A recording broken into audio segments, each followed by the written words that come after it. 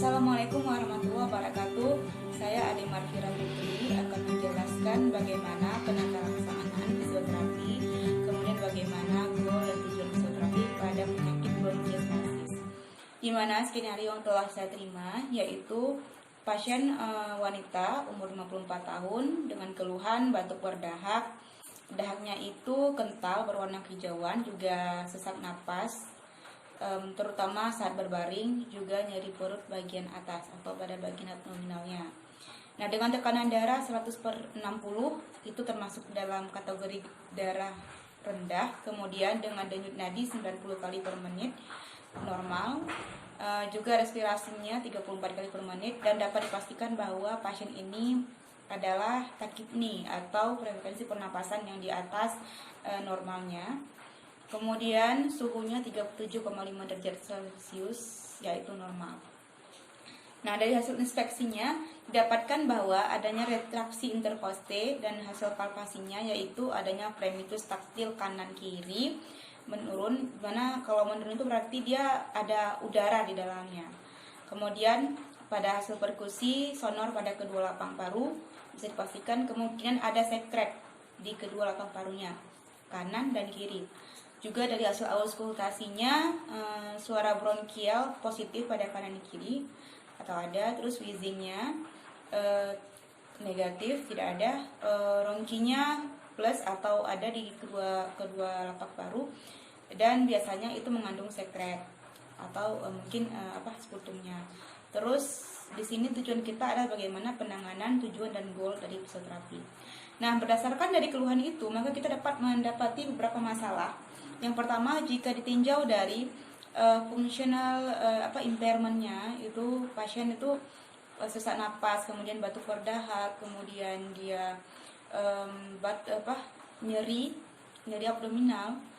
Nah, kemudian pada body functionnya itu kesulitan bernapas, kemudian functional limitationnya dia tidak bisa bernapas ketika berbaring atau kesulitan, kemudian pada disability-nya dia tidak mampu melakukan pekerjaan sehari-hari karena keluhan yang dia deritanya.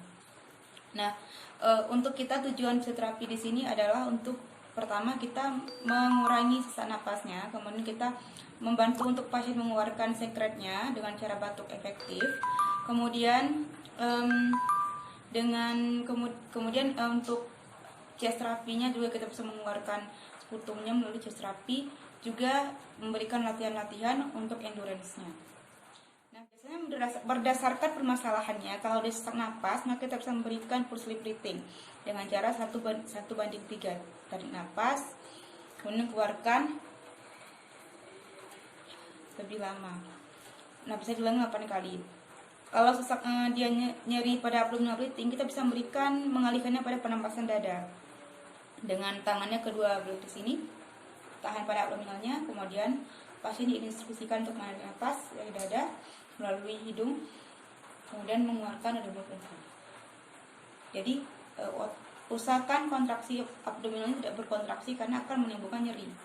Nah, kemudian untuk keluhannya batuk, kita bisa memberikan chest therapy dengan cara kita bisa memberikan positioningnya, tergantung di mana letak sputumnya.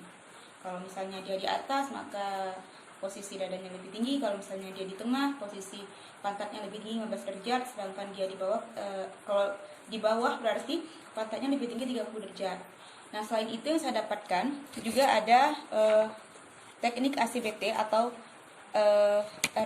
airway circulation breathing technique, yang tujuannya adalah longgarkan dan membersihkan kelebihan sekret paru, meningkatkan aktivitas batuk, juga meningkatkan ventilasi paru. Caranya itu kita breathing control dulu, tarik nafas, buang nafas, tarik nafas, buang nafas, kemudian TEE dilanjutkan dengan TEE, kemudian huffing. Jadi bisa kita berikan untuk batuknya huffing atau bisa coughing. Kalau misalnya huffing, kita bisa berikan tarik nafas, itu kan. Tapi kalau coughing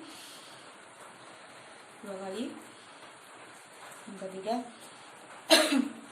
Nah, jadi kalau misalnya ACBT ini kita kombinasikan, pertama kita breathing control dulu 3 kali, dilanjutkan dengan TE.